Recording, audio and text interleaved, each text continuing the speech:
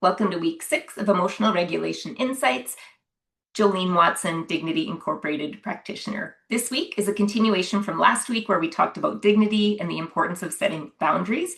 Today we're going to cover 3 emotions that sometimes get mixed up, and from an emotional literacy standpoint, they're actually quite different in terms of the story, impulse, and purpose behind those emotions. And we're going to start with empathy, which I think most of us know the definition of empathy, which is to experience what someone else is experiencing, to feel what they feel, to really get into their shoes. And I think it's important to master this emotion, but it's okay to temper it at times or choose an alternative emotion, such as sympathy.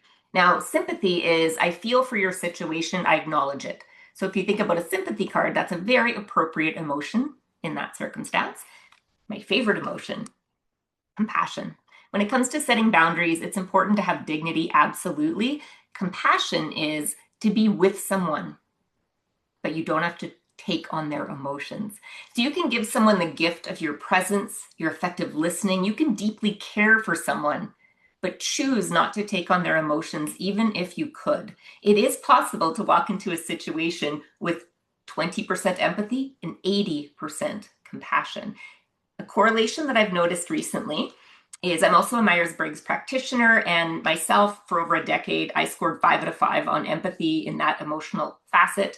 I have clients that score really high, and the correlation I've noticed in the big 5 personality traits is those clients, and myself included, do tend to score a little bit higher on agreeableness, which can be a benefit at times, but not always. On that note, next week, I'm going to interview my best friend, Lori Ann Sheldrick, and she's going to dive into the importance of tempering empathy when leading others. I look forward to seeing you next week. Have a fantastic day ahead.